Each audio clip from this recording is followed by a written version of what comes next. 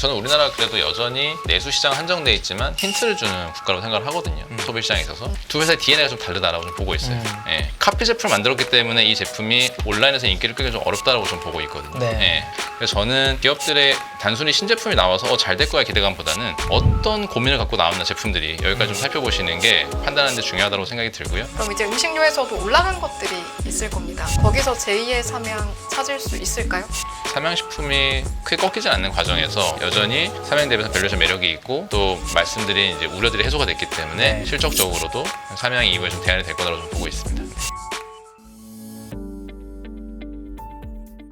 저도 음식료 유통주 사실 네. 굉장히 관심이 많은데 네네. 오늘 또 이제 같이 다뤄볼 수 있는 시간이 마련이 돼서 굉장히 일단 기쁘고요. 네. 일단은 최근의 전반적인 분위기부터 좀 정리하고 가고 싶은데요. 요즘의 분위기 어떻습니까?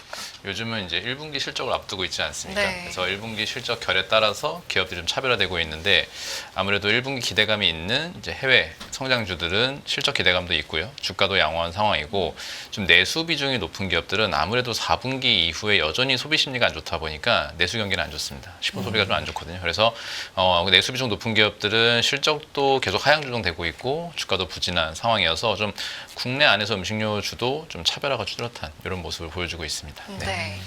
워낙 이제 그 삼양이 치고 오다 보니까 요즘에 네. 이제 주변에 투자하는 지인들과 이야기를 하다 보면 다음 삼양은 뭔데? 아, 다음 예. 삼양은 뭔데? 라는 질문을 저도 굉장히 많이 받게 되고 오늘 연구원님 나오신 김에 이 질문도 여쭤보고 싶지만 네, 또 네. 일단 준비하신 내용 보면서 저희가 이제 그 삼양, 제2의 삼양을 찾아가는 과정을 한번 또 다뤄보도록 알겠습니다. 하겠습니다. 네. 어떤 이야기로 시작하면 좋을까요? 저는 일단 내수 시장과 그리고 좀 중장기적으로 우리가 음식료 시장 어떻게 전망해야 되는지 내용을 좀 말씀드리고 싶거든요. 네. 먼저 자료를 보시면 자료 3페이지에 준비를 했는데요. 올해 소비의 핵심은 레벨 다운입니다. 트레이딩 다운이라고 해서 소비자들의 객단가가 낮아지고 있습니다. 객단가 하락은 이제 불가피한 상황인 게 뒤에 보시면 4페이지에 물가 상승 부담은 최근 들어서 물가 상승률이 2% 이하로 떨어졌다고는 하지만 물가는 컴파운딩 이펙트죠. 누적되기 때문에 지속적으로 부담이 됐습니다. 그래서 가공식품 같은 경우에는 20년 대비해서 지금 한 20% 정도 올랐고요. 그 다음에 신선은 30%, 외식은 25% 상승을 보였습니다. 이러한 부담이 대표 지표이기 때문에 소비자들의 체감은 적어도 한 40~50% 정도의 체감을 느끼고 있고요. 오른쪽 보시면 실질 임금은 지속적으로 마이너스를 계속 보였던 상황입니다. 그렇기 때문에 소비자들의 소비 여력 둔할 수밖에 없고요. 네. 5페이지를 보시면 물가를 잡기 위해서도 빠른 속도의 기준금리 인상이 있었고 최근 들어서 인하가 있긴 하지만 또 부동산 문제 때문에 또 빠른 속도로 인하는 어렵습니다. 지금 환경은 환율도 그렇고요. 그러다 보니까 부동산을 제외했을 때 가계 신용 정체되고 있는 상황입니다. 여기에 우측을 보시면은 가처분 소득 데이터인데 고소득층이나 저소득 할 것 없이 가처분 소득이 23년 이후로 계속 감소를 보였습니다. 기저에 따른 반등이 있긴 했지만 이 물가 상승 부담 그리고 금리 부담 이어서 가처분 소득의 감소는 소비자들의 소비력이 매우 떨어졌다는 걸 알 수가 있고요. 결론적으로 왼쪽 차트를 보시면 가계 지출 증가율이 항상 소득 증가율을 상회했기 때문에 가계 흑자율이 계속 감소하고 있습니다. 이러한 환경이 만든 소비자들의 모습은 이 재량 소비가 줄면서 소비자들이 이제 필소비를 늘리고 있고 그래서 네. 왼쪽 차트를 보시면은 소비자들의 응답이 과거에는 가심비 소비라고 해서 만족을 주는 취향을 존중받는 이런 소비들이 늘었었는데 지금은 응답이 거의 비슷해졌거든요. 이런 가심비 소비가 줄고 필소비가 늘어나고 있고 우측에 보시면 재량 소비라고 할 수 있는 문화 관련 비용들, 그다음에 배달 음식, 외식 등이 이제 감소하는 모습 보인 게 작년에 가장 큰 특징이었습니다. 네. 소비가 이렇게 되면 그래서 보통은 그래서 많이 듣는 게 아까 네. 얘기하신 것처럼 성장하는 해외에 많이 하는 종목을 사야 된다는 얘기가 결론이 되는 경우가 많은데 네. 제가 항상 이제 애널리스트 하면서 느끼는 게 그렇기 때문에 이미 많이 올랐고 밸류에이션도 비싼 거고 그렇지 않기 때문에 워낙 안 좋으니까 현재 주식이 싸서 밑에 있는 건데 네. 그런 관점을 보더라도 여전히 해외가 좋다라는 생각에는 여전하신 건가요? 그러니까 그런 관점도 중요한 거니까 항상 우리가 좋은 회사를 고르는 게 아니라 오를 주식을 고르는 거잖아요. 맞습니다. 그런 관점에서 혹시 어떻게 생각하세요? 저는 이제는 네. 이 내용을 한번 말씀드리고 싶은데 그러면 네네네. 이게 양이 많아서 저희가 일부러 좀 핵심으로 바로 들어가 보려고 했었습니다. 네. 그 20페이지를 보시면 네. 이제 식품 산업의 성장 과정은 첫 번째 단계에서는 이제 대형마트의 증가로 성장을 해왔었고요. 대형마트 점포 증가는 수량과 가격 모두 증가하는 이상적인 국면이었고 HMR로 바통이 넘어갔을 때 HMR은 가격 중심의 상승이 나왔던 시기입니다. 마지막은 배달 어플로 넘어갔는데 지금 가장 우려되는 거는 이제 저출산과 고령화입니다. 네. 식품 소비에서도. 그러니까 이전엔 얘기하지 않았던 저출산 고령화가 이제는 상수화돼 버렸기 때문에 내수에 한정된 기업들은 말씀하신 저평가라는 인식보다는 정말 장기적으로 이 사업의 연속성이 있을 수 있거나 우려로 바뀐 상황이고요. 지금은. 회사 망할 수도 있다. 네. 네. 그러니까 계속 매출이 축소되는 환경이 나올 수밖에 없는 거죠. 예. 네. 뭐 망한다기보다는 좀 장기간이 걸리겠죠. 시간 자체는. 근데 네. 가장 안 좋은 시그널은 매출이 감소하는 거지 않겠습니까? 네. 예, 지금 상황에서는. 그래서 보시면 우리나라는 G20 평균을 빠르게 하회하는 이 출산율을 보여주고 있고요. 고령화 비율은 빠르게 올라와서 이제 붙은 상황인데 글로벌 인구 전망은 2070년 103억 명으로 예상이 되는데 우리나라는 3,800만으로 감소할 걸로 우려가 되는 상황이고요. 더 우려되는 건 뭐냐면 왼쪽 차트를 보시면 연령대가 올라갈수록 섭취량 자체가 줄어들 수밖에 그렇겠죠. 없습니다. 당연히 그렇죠. 네, 대사가 떨어지니까. 그러면 우리나라는 인구 감소보다 더 빠른 속도로 전체 인구의 칼로리 소비량 감소가 나타날 겁니다. 예, 우리가 푸드클리프라고 얘기하는데 모든 시나리오를 고려하더라도 25년 이후부터는 이 칼로리 소모의 감소가 현실화되는 게 가장 큰 우려고요. 지금 우리나라 식품 시장의 규모는 약 100조 원 정도 사이즈 형성하고 있는데 글로벌 시장이 9천조 원, 거의 약 100배에 달하는 상황이기 때문에 이제는 식품 기업들이 해외로 나가는 부분이 선택이 아닌 필수가 되었다고 좀 보고 있습니다. 네. 네. 그럼 이제 결국에는 이제 해외 수출 확대는 피할 수가 없고 그냥 받아들여야 하는 부분인데 네. 음식료 중에서도 어떤 분야의 것들이 해외로 나갔을 때 좀 더 매력이 있을까? 바로 조금 반응을 얻을 수 있을까라는 부분에 있어서는 네. 기존에 좀 반응이 있었던 분야 말고 또 새롭게 좀 주목하시는 게 있을지도 궁금한데요. 네. 일단 라면이 대표적으로 성공하는 이유는 저는 유통이 편했기 때문에 좀 보고 있습니다. 네. 예. 안 썩으니까요. 유통기한이 길고, 네. 길고 또 가볍고 객단가가 싸고.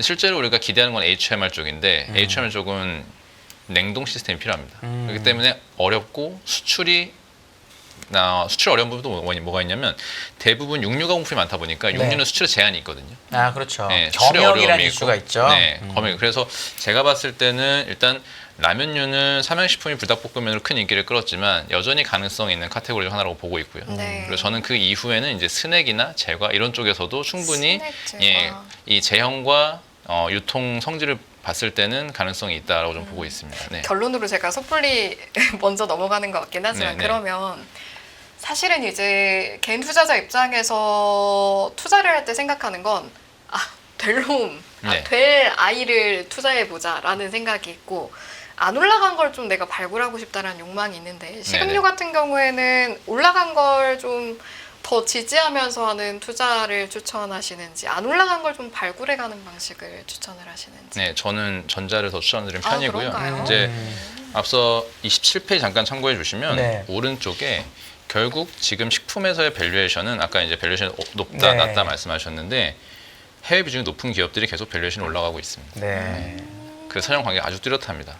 어. X축의 해외 비중과 Y축의 밸류에이션을 놨을 때 PEI 기준으로는 뭐 삼양식품을 필두로 해서 이제 해외 비중이 올라가는 기업들이 밸류에이션 위로 올라가겠죠 앞으로. 네. 그렇기 때문에 계속 해외 비중이 올라가는 기업들, 그럼 밸류에이션이 더 상향된 기업들 찾는 게 더 맞다라고 좀 보고 있고요. 식품 산업이 조금 밸류에이션이 고무줄 같긴 합니다 이게. 네. 근데 이제 다행인 점은 또 안정성 측면에서 한 10배 정도의 지지를 받는데 네. 제품이 인기를 끌거나 신제품이 폭발했을 때 20배를 넘기는 경우도 많거든요. 그렇기 때문에 밸류에이션 레벨에 있어서 오히려 확장성이 있는 것들은 해외 쪽에서 신제품이 터지는 기업들이 맞다라고 좀 보고 있습니다. 네. 그 상관관계를 따져볼 때 네. 언젠가부터 K컬처와 음식료의 어떤 해외 수출을 연관시켜서 우리가 많이 이야기하기 시작했잖아요. 네. 아직도 그 변수가 좀 크다고 보시는지 아니면 다른 변수가 더 큰 게 있을까요? 상관관계에 있어서. 이 해외 쪽으로 성장하는 데 있어서 이제 이 컬처나 엔터테인먼트 역할은 좀 필수적이라고 보고 있고요. 왜냐하면 단독으로 나가기는 좀 어렵습니다. 네. 그러니까 왜 그러냐면 28페이지 잠깐 보시면은 K푸드가 2차 성장에 진입한 배경은 결국 유튜브 OTT 서비스가 활성화되고 BTS, 블랙핑크 등 이제 K-팝 스타들, 그다음에 K 컨텐츠 이후에 이제 K 식품으로 맞아요. 관심이 왔거든요. 그래서 네. 다양한 컨텐츠에서 다양한 제품들이 나오면 소비자들의 관심이 확대됐는데 30페이지를 잠깐 보시면 이제 제가 주목하는 성장 요인을 네트워크 효과라고 좀 보고 있습니다. 네. 식품에서. 우리가 네트워킹 효과는 주로 이 플랫폼 기업들을 설명할 때 나온 이론이었는데 이용자가 많으면 이용자 간의 연결선이 많아져서 기업 가치가 올라간다 이런 내용이었는데 저는 오히려 식품 시장에서 네트워킹 효과로 성공할 수밖에 없는 이제 그런 환경이 조성되고 있다라고 보고 있거든요. 왜냐하면 1980년대가 라면의 르네상스 시기입니다. 당시에 신라면, 안성탕면, 짜파게티, 너구리 다 출시가 됐거든요. 이때는 라면의 전체 개수가 한 50개 정도 브랜드가 네. 그러니까 선택권이 제한돼 있어요. 그러니까 소비자들이 해당 제품, 좀 인기 있는 한 가지 제품을 계속 먹어볼 수밖에 없고 인이 박여가지고 중독이 되고 그 제품이 자리 잡는 과정이 당시의 모습이었는데 네. 지금 라면이 몇 개 정도 브랜드 있는 것 같으세요? 와, 헤아릴 수가 없는 것 몰라요. 저 같은데요? 라면 잘 안 먹고. PB까지 다 하게 되면 네. 500개가 넘습니다. 네. 그러니까 그럴 것 같아요. 네.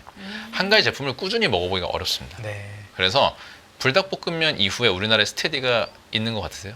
전 잘 모르겠어요. 사실은. 없습니다. 네. 2012년에 불닭이 나왔는데 지금까지 그 이후에 스테디가 못 나왔습니다. 아까 얘기하신 대로 좀 유통이 쉬운 제형이니까 이걸 과자나 이런 게 될 텐데 라면은 우리나라 컬처라고 하면 한국 거라는 게 뇌리에 탁 박히거든요. 네. 근데 우리나라의 과자들은 비슷한 과자가 있을 수 있잖아요. 미국에도 맞습니다. 너무나 큰 회사가 많으니까. 네. 그러면 우리 스인 씨가 물어본 것처럼 K컬처가 다시 한번 좋아진다고 해서 라면 이후에 다른 제형의 식품이 한국이란 연관성을 갖고 좋아질 수 있느냐. 요런 거에 대한 생각은 왜냐면 오리온 같은 데도 많이 파는데 네. 생각보다 주가가 아주 잘 되진 않거든요. 네네. 그건 혹시 어떻게 근데 생각하세요? 주가가 추가해서 네, 같이 네. 여쭤보자면 주가가 반응할 준비는 좀 되어 있는 것 같은 게 블랙핑크의 그 제니 씨가 최근에 어떤 토크쇼 나가서 맞습니다. 과자 봉지를 몇 개 보여줬더니 또 주가가 바로 반응했다라는 걸 네, 제가 네, 네. 이야기를 내가 들어서 하루짜리 그런 거는 하루짜리고 함께 그거는 여쭤볼게요. 어쨌든 네네네. 그럼 다시 라면부터 말씀드릴게요. 네, 라면부터. 그럼 저는 연속적으로. 불닭볶음면이 한국적이어 성공이냐 그건 아니라고 보거든요. 근데 라면이라는 제품은 사실 일본, 한국밖에 없잖아요. 없죠. 근데 네. 그리고 매운 건 한국밖에 없고. 불닭볶음면 성공한 이유는 네. 사실 라면이라는 지금 신라면이 훨씬 더 오래된 역사를 갖고 그렇죠. 있지만 해외에서도 맞아요. 네네네. 신라면은 그렇게 스테디로 가지 못했습니다. 왜 그러냐면 해외에서 뜨거운 국물에 뭔가 재료를 많이 먹는 문화가 그렇지. 서양권은 많지가 않습니다. 맞아요. 예. 맞아요. 그러니까 우리나라는 조금 과학적이죠. 막 그 뚝배기에 팔팔 끓여가지고 막 입을 대면서 먹고 있는데 그런 문화가 많지는 않거든요 해외에서. 네. 근데 불닭볶음면은 볶음면입니다. 네. 파스타와 비슷한 네. 제형. 그렇기 때문에 저는 이게 K컬처도 물론 있지만 음. 불닭볶음면은 이 자체로 콘텐츠가 돼버린 거예요. 그러니까 아까 과자에 K 성향을 넣을 수 있냐? 뭐 쉽지는 않겠죠. 원래 뭐 스낵 자체가 해외에서 온 거니까 그러니까요. 원조가. 근데 어떻게든 이 안에서 SNS로 마케팅이 잘 돼서 이슈를 만들어내는 게 중요하다. 지금 이렇게 보거든요. 아까 아. 단발성이었지만 제니 씨가 한번 노출하고 나서 그 뒤로 뭔가 이제 연타석이 나온다면 가능한 건데 불닭볶음면이 잘 된 이유는 뭐냐면 맛있어서도 아니고 이게 재미 요소가 더해진 제품이어서 그랬습니다. 퍼포먼스로 이어질 수 있다. 영상을 타고. 소비자들이 라면만 소비하는 게 아니라 이걸 소비함으로써 SNS 컨텐츠가 생기는 겁니다. 그러니까 챌린지 느낌 말씀하시는 네, 거죠? 챌린지가 되고 이걸 소비했을 때 틱톡에 영상 하나 올릴 수 있고 인스타그램에 영상 올릴 수 있고 친구랑 메시지를 보낼 수 있고 그런 역할을 수행했기 때문에 잘 된 거거든요. 네트워킹 효과를 말씀드리는 건 뭐냐면 식품업체가 마케팅을 잘한 부분도 있겠지만 더 큰 거는 소비자들이 자연스럽게 바이럴 마케팅 해준 겁니다. 재미가 있었기 때문에. 그러니까 지금 식품들이 상향 평준화가 많이 돼 있어요. 퀄리티가. 그렇겠죠. 이제 맛에서 사실 만두 같은 경우도 비비고 만두가 성공하고 나서 대부분의 만두들이 맛 퀄리티가 많이 올라왔습니다. 써졌어요. 저 진짜 예. 놀랍게도. 예, 가격, 맛, 차별화가 어렵죠.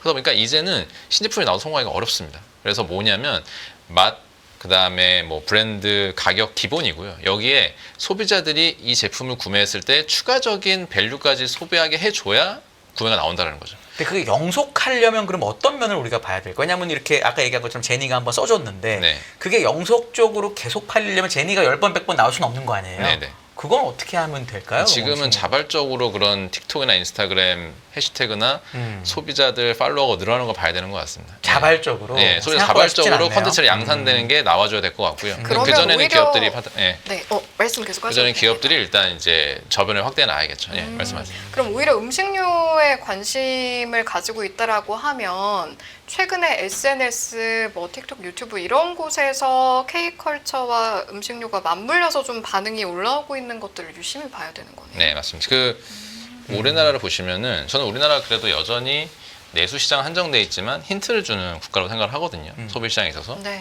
잠시 31페이지를 보시면 작년에 라면이 인기 있었던 제품이 전보라면이었습니다. 저거 혼자 다 먹더라고요, 세상에. 네. 이게 8인분짜리 라면인데 네.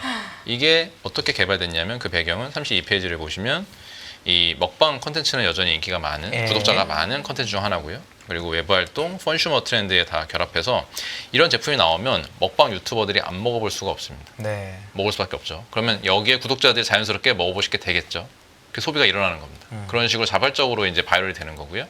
이제는 이 회사가 4인분, 뭐 3인분 이런 식으로 제형을 좀 바꾸면서 지속 가능한 소비를 만들어내고 있는 거고요. 네, 이런 식으로 발전해 나가는 건데 또 작년에 인기 있었던 이제 제품 중에 33페이지를 보시면 생레몬 하이볼이 인기가 많았습니다.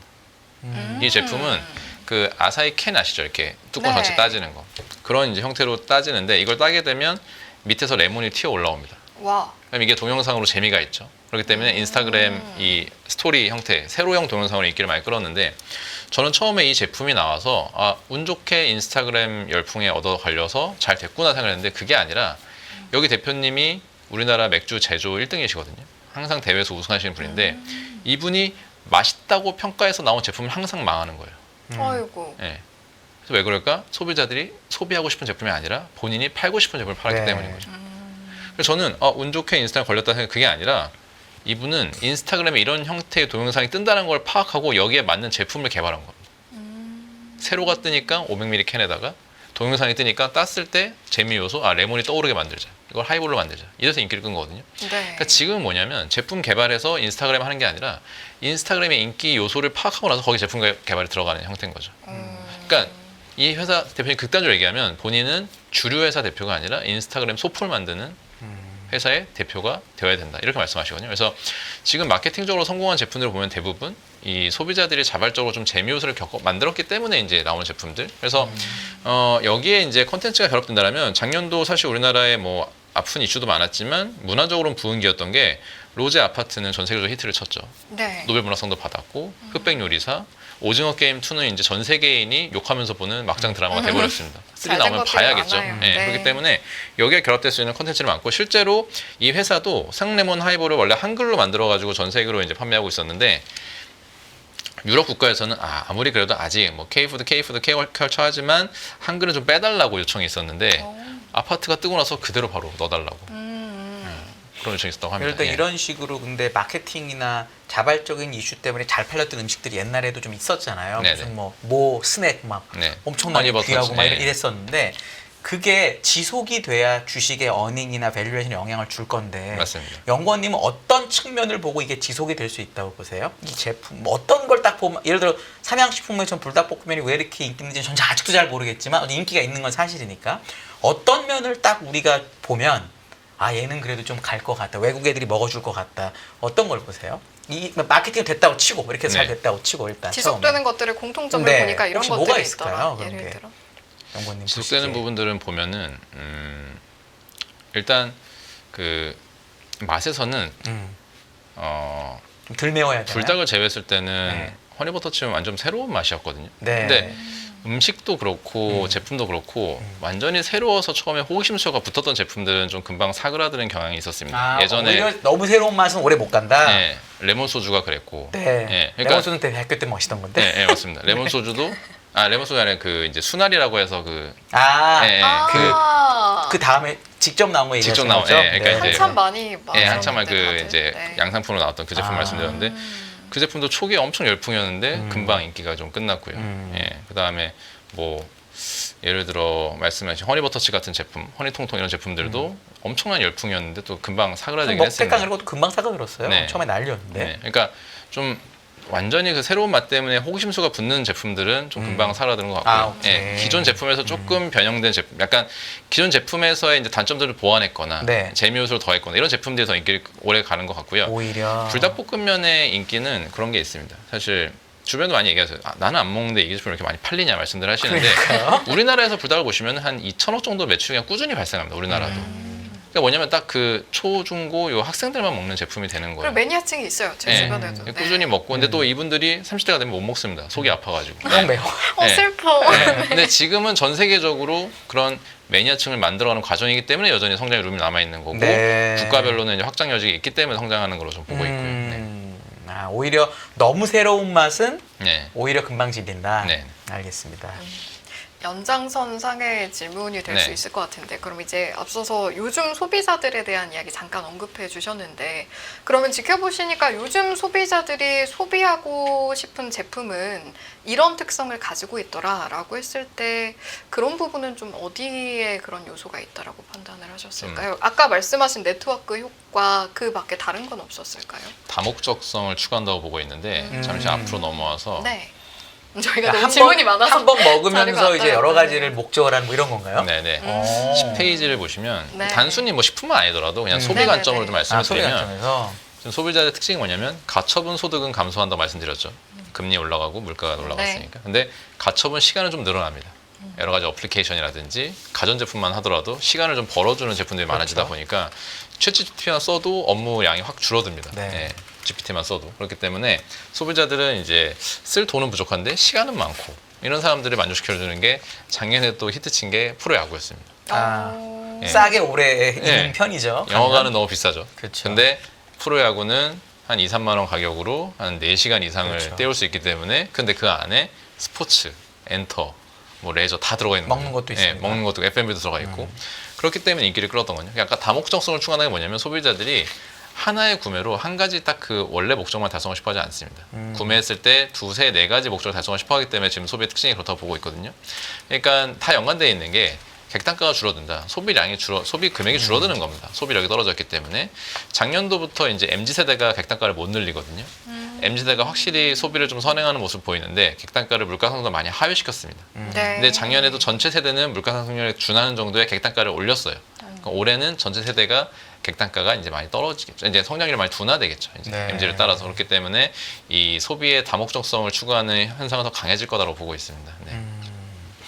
진짜 이제 거의 마지막이긴 한데 이제 네. 유통업도 하시니까 네네. 유통 관련해서 사실 그런 얘기 많이 하잖아요. 그러니까 쿠팡의 매출이 왕창 커졌으니까 그 쿠팡의 매출이 커진 것만큼이 오프라인 리테일러들의 매출을 뺏어간 거다 보니 네. 오프라인이 결국 그만큼 작살이 난 거잖아요. 네. 이 추세를 바꿀 수 있다고 바꾼다기보다는 네. 추세가 어느 정도 정점이 됐기 때문에 네, 네. 쿠팡하고 다른 오프라인 리테일러의 밸류에이션 격차가 아주 크니까 네, 네. 주가 측면으로는 이게 어느 정도는 거의 다 바닥에 왔다고 주장하는 네. 밸류업이랑 연결돼서 그런 논리도 있거든요. 네, 네. 그거에 대해서 한번 의견을 주고 가시면 어떨까 싶어서요. 지금 그런 생각을 해요. 대형마트는 경쟁력을 잃어가는 과정에서는 소비자들이 대형마트에 이동해서 운전을 해서 가가지고 두세 시간 뭐 소비하고 쇼핑하고 이런 걸 이제 노동이라고 보시거든요. 네. 그러니까 시간 로스가 크기 때문에 그리고 4인 가구 이런 가구 구조 변화에도 적응하기 좀 어려운 측면이 있습니다. 대형마트 네. 같은 경우에는. 그래서 이제 대형마트는 얼마나 좀 효율적으로 이 매장을 좀 쇼핑몰의 형태로 가져가느냐 이제 그 안에 테넌트를 확실히 늘려가지고 그러니까 이마트가 그래도 잘 하고 있는 대응은 트레이더스라든지 네. 그다음에 트레이더스 외에 이제 테넌트를 많이 확보해가지고 이 일반 마트에서 좀 쇼핑몰로 변화하는 모습을 네. 보여주고 있고요. 그리고 이제 온라인은 따로 강화하고 있고 그리고 이제 소규모 채널들 슈퍼마켓이나 편의점 쪽으로 접근하면서 계속 소비자 접점을 만들어내는 노력을 하고 있고 이 오프라인 쪽에 이 다운사이징이 좀 멈추는 순간은 뭐냐면 결국 소비자들이 외부에서 이동해서 와서 하는 소비를 많이 줄겠죠. 하지만 근거리 소비자는 여전히 마트를 가십니다. 네. 예, 근처에 있기 때문에. 그래서 작년부터 좀 유의미한 현상은 좀 물가 상승이 많이 나오다 보니까 객수가 이제 올라갑니다. 대형마트들이. 오는 그러니까 큐가 늘었다고 예, 보면 큐가 되겠네요. 늘고 있습니다. 예, 큐가 안 빠집니다. 이 대형마트도. 예, 왜냐하면 고물가 시대에 대응하다 보니까 이제 마트에서 장을 보고 쇼핑하고 또 근거리 소비가 남아 있기 때문에 그래서 객수가 늘어나는 건 긍정적이고 객단가가 좀 빠지긴 합니다. 아무래도 물가 부담 때문에. 여기서 이제 이 객단가가 좀 방어된다라면은 대형마트도 이제 기존점 성장이 좀 나올 수 있는 시기가 오지 않을까라고 보고 있고요. 네. 그래도 아마 올해 내에는 좀 구조적 이슈가 좀 있을 것 같습니다. 구조 조정 이슈. 왜냐하면 홈플러스 이슈도 하니까. 네. 알겠습니다. 알겠습니다. 오늘 이제 음식료 이야기, 유통주 이야기 쭉 하고 있는데 저희가 이제 궁금한 점을 여쭤보다 보니까 저희가 궁금한 거 위주로 좀 여쭤보긴 예. 했는데 오늘 사실 많은 자료를 가져오셨잖아요. 자료가 네. 무려 60몇 페이지나 됩니다. 네. 제가 그래서 사실- 일부러. 맞아요. 네. 좀 이제 마무리할 시간이 다가오고 있어서 네. 연구위원님께서 보시기에 그래도 음식료 유통에 관심 있으시면 이 자료는 좀 함께 논의를 해봤으면 좋겠다라는 부분이 있다면 아직 못 네. 다뤄본 부분이 있다면 언급해 주셔도 좋을 것 같아요. 예, 알겠습니다. 네. 자료는 저희가 궁금한 부분이 있고 네, 또 연구원님께서 그럼요. 당연히 이 부분은 꼭 아셔야 얘기해야 되는데 되는데 라는 이런 게 부분이 있습니다. 있을 수 있을 것 네. 같아서 네, 네. 저는 요건 좀 말씀드리고 싶어요. 이제 우리가 삼양과 또 최근에 농심 비교하면서 이제 어떤 차이가 있을까 봤을 때 삼양이 만들어낸 제품들은 이 소비자들이 자발적으로 소비하게 이제 컨텐츠를 만들었다고 보면은 그 이후에 농심이 신라면 투움바를 만들어서 이것도 잘 될까 궁금증이 많은 상황이거든요, 지금은. 근데 접근법을 좀 달랐다고 좀 보고 있습니다. 농심은 이 볶음면의 제형과 이 맛에서 좀 부드러운 크리미한 매운맛이 인기를 끄니까 신라면 투움바를 만들어서 글로벌 확장하려고 하는데 두 회사의 DNA가 좀 다르다라고 좀 보고 있어요. 예. 카피 제품을 만들었기 때문에 이 제품이 온라인에서 인기를 끄기 좀 어렵다고 좀 보고 있거든요. 네. 예. 오히려 삼양식품은 계속해서 이제 이 SNS 마케팅 전문가들 영입해가지고 글로벌 마케팅을 확산하고 있는 상황이고요.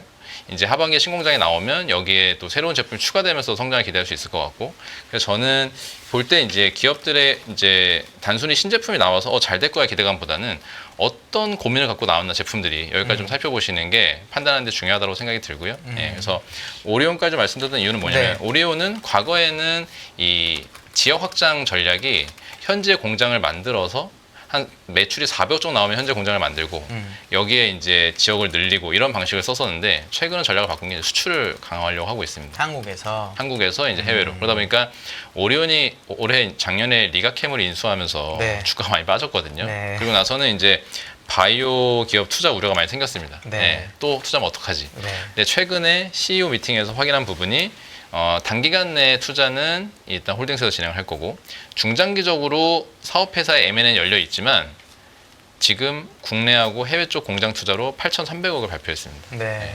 엄청나게 큰 돈인데요. 오리온 네. 규모에 비해서는. 오리온이 지금 현금이 한 6천억 정도 매년 2천억의 현금이 들어오기 때문에 그걸 감안했을 때 단기간 내에 대형 M&A는 어렵다고 좀 보고 있거든요. 네. 그러면 결국 이제 수출 전략을 바꿨기 때문에 오리온 쪽에서 재미있는 이슈가 있지 않을까 생각을 좀 하고 있습니다. 네. 혹시 음식료 기업들 진짜 마지막 미국의 관세 이슈는 혹시 없을까요? 있습니다. 있는데 삼양식품이 그래도 좀 대처할 수 있는 게 가격 인상을 할 여지가 있고요. 그러니까 25%를 맞아도 25% 매긴다 그냥. 10%를 매기고 아, 그다음에 나머지는 현재는 상호관세 현재는 네. 없어졌다고 치고요. 현재 유예가 됐으니까. 그래서 일단은 그 우려가 2분기에 계속 컸는데 회사에 이제 문의를 해보니 일단 20%든 10%든 거기에 맞는 한 절반 정도는 가격 인상으로 대처를 하고 나머지는 그 상황에서 환율이 많이 올라갑니다. 예, 환율 효과로서 커버하겠다 이 생각이어서 일단 뭐 25% 이상이면 좀 영향을 받겠죠. 네, 예, 근데 일단 10% 20% 사이에서는 어느 정도 커버가 될 것 같아서 우려는 지금 좀 많이 해소가 된 상황이고요. 삼양식품을 제외하고는 대부분 좀 현지 공장들이 많습니다. 초반에 했던 질문으로 마지막 질문을 좀 마무리하려고 하는데 네네. 아까 제가 올라간 걸 더 할까요? 안 올라간 걸 발굴할까요? 할 때 올라간 걸 더 보십시오라고 하셨잖아요. 그럼 이제 음식료에서도 올라간 것들이 있을 겁니다. 거기서 제2의 삼양 찾을 수 있을까요? 그래서 저는 일단 지금 삼양식품의 실적 추이나 그 다음에 이제 하반기 공장 가동, 또 27년도엔 중국 공장 가동, 네. 그한 또 가동률이 나온다라면 또 증설이 가능하기 때문에 삼양식품이 크게 꺾이지 않는 과정에서 물론 이제 밸류에이션 부담이 있기 때문에 이걸 따라갈 기업들은 저는 오리온 같은 기업이라고 보고 있어서 아까 네. 얘기하신 예, 거죠. 오리온도 최근에 주가가 좋았지만 여전히 삼양 대비해서 밸류에이션 매력이 있고 또 말씀드린 이제 우려들이 해소가 됐기 때문에 네. 실적적으로도 삼양 이후에 좀 대안이 될 거라고 좀 보고 있습니다.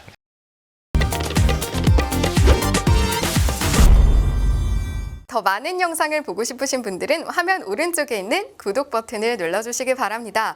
그리고 영상을 보시면서 좋아요는 필수인 거 아시죠? 항상 인포맥스 라이브를 사랑해주셔서 감사합니다.